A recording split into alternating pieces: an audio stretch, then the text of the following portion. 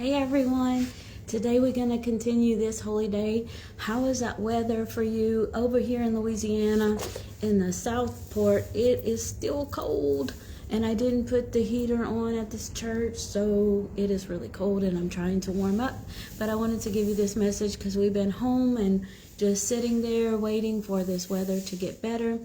And there's many other people that had it way worse than this, and we're praying for them and interceding for them.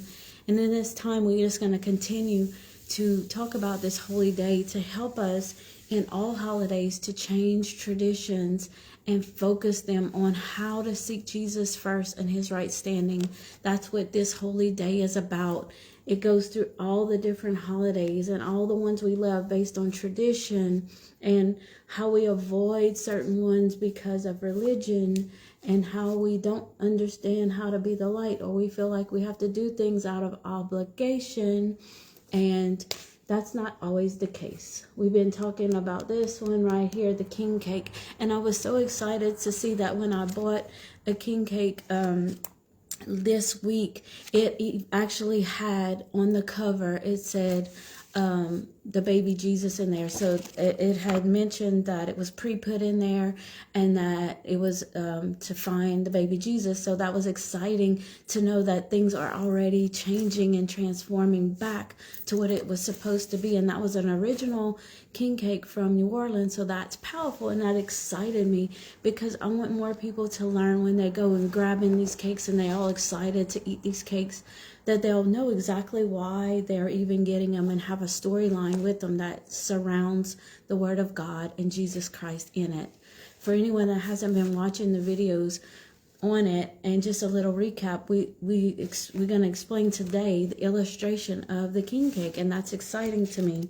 It's found in chapter 3, and then we are going to discuss that. That's where we left off last time in 54, so we're on page 55. And if you're not from Louisiana, not familiar with the king cake, there is an example of it right there. It's got the purple, the yellow, and the green on it, which to me symbolizes the frankincense and the myrrh and the gold that was brought to baby Jesus. And you'll see that baby Jesus right there is what you put into the cake. And you see all this bread reminds me of the desert that the wise men traveled on for over 2 years by following the light, the Bethlehem star, to find Jesus at his home and give him the frankincense, the myrrh, and the gold. How powerful is that to now have a wonderful story that reminds you of Jesus and allows you to seek Jesus first and his right standing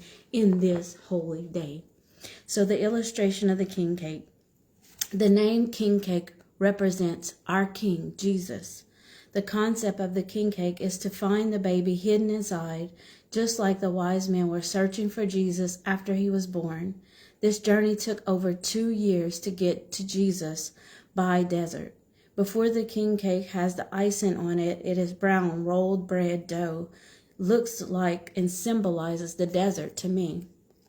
The wise men did not meet Jesus in the barn while he was in the manger. The wise men met Jesus at his home later on. Did you know that? Go study Matthew 2 if you didn't. It's so interesting to learn more about your Father. This can be the journey of who finds the baby first. All the wise men had was the light of the Bethlehem star to guide them. They had no GPS and no map. The light is what they had, and you are that light for other people to find Jesus, just like that light was there for them to find Jesus. You are like that Bethlehem star, that beautiful light that will lead other people to Jesus. Each person that is standing around the cake journey. The light is each person that is standing around the cake, the journey. You all are the light in the darkness to get one another to Jesus, just like the wise men. They journeyed together and they did not give up. Now let's look at the colors of the king cake. This is so fun, right? I'm so excited. I get so excited about finding things like this. Finding Jesus in things is so exciting. The green, the purple, and gold colors of the icing and beads. What do they represent to you now? They represent the gold, the frankincense, and the myrrh that was gifted to Jesus when the wise men arrived. Purple is the color that represents the myrrh. It stands for justice. Green represents the frankincense. It stands for faith. Gold represents the gold, of course, that they brought to Jesus. It stands for power.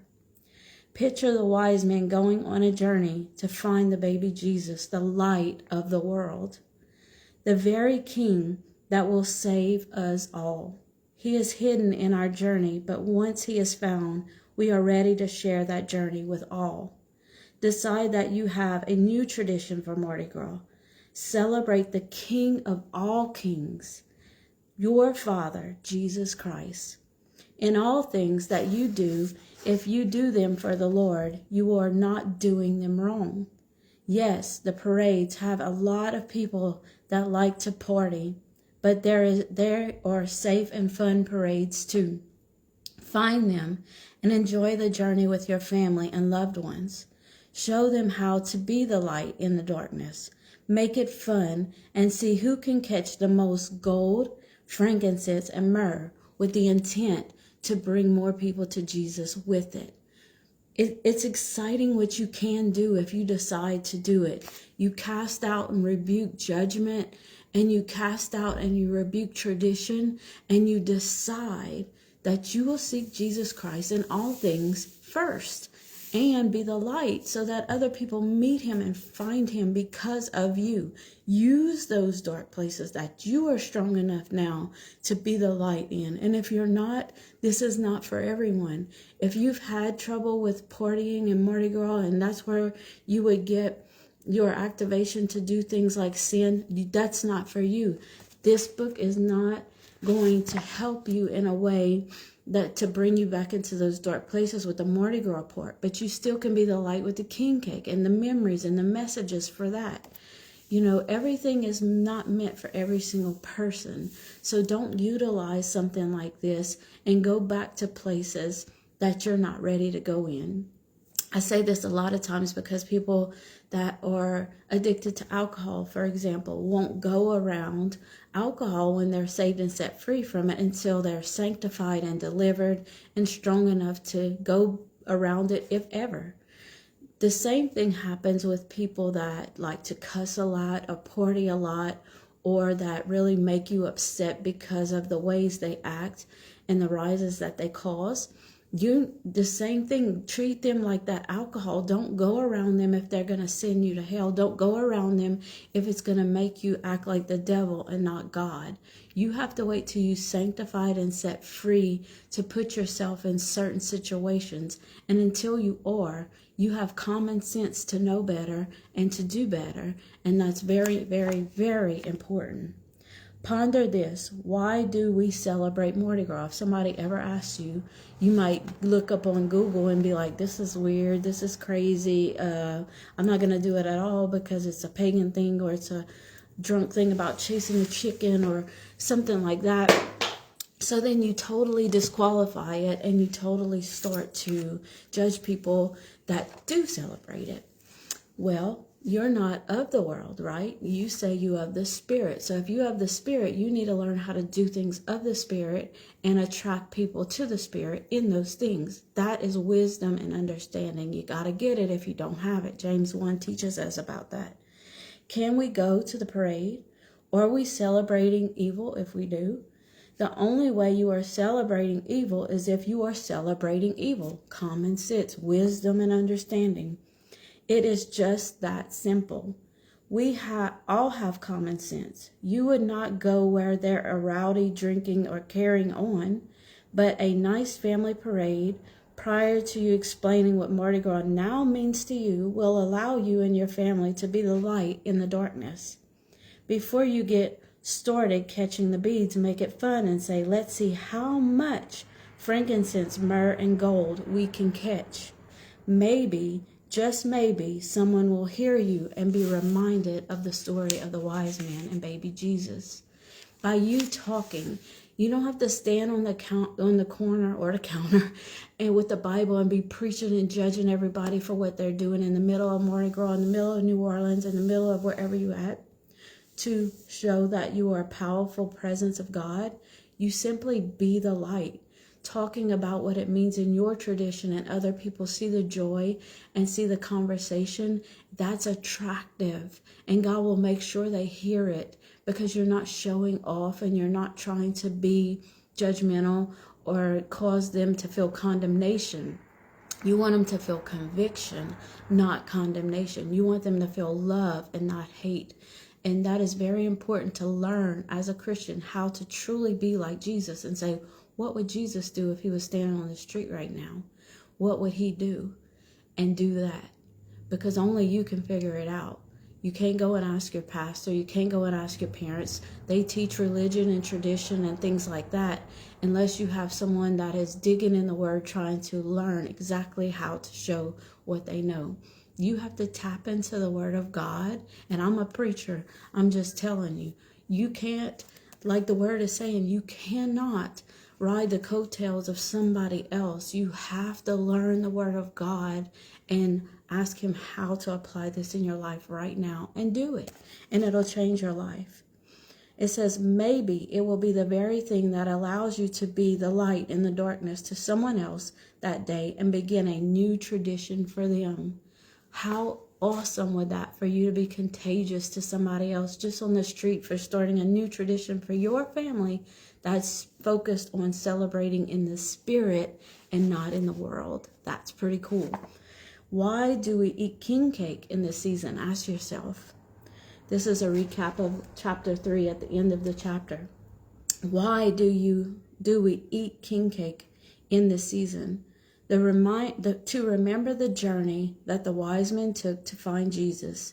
It reminds me of the journey now that we take to find Jesus. Once we find him, we must pay it forward and make sure someone else knows Jesus too.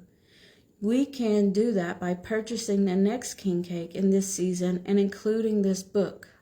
Do that. Or a personal note, what the king cake means now to you. This holy day teaches you how to take all the holidays that we have learned through tradition and religion, and it breaks that bondage. And it helps you to understand how to make every day a holy day, how to not be conformed to this world, but be renewed and transformed by the renewing of the mind, to walk in the Spirit, to live in the Spirit, and to access, like the Lord teaches us in his prayer, on earth as it is in heaven. We're meant to be the light. We're meant to be like that Bethlehem star that helps other people find Jesus. Make sure when you're getting all these followers and you're becoming so busy for the Lord, make sure, like Revelations 2 says, that you are not doing it for you. Make sure you're not doing it for the followers of you. Make sure you are doing it to be the light that sends people to Jesus, that helps them to see and meet Jesus in you. That is so important. I see so many people I love and respect that are getting so caught up in needing followers for themselves, or having a cheer team, or having a controlled group. And I see them like a sinking ship. They're restless. They're annoyed. They have no peace. Why? Because they are not doing it for the Lord anymore. They're doing it for themselves. We have to learn what every day is a holy day, a chance to be the light in the darkness for other people to meet Jesus. Get this holy day to learn more about how you can take every tradition and every religious thought about these holidays and make them truly a holy day. Bye, everyone.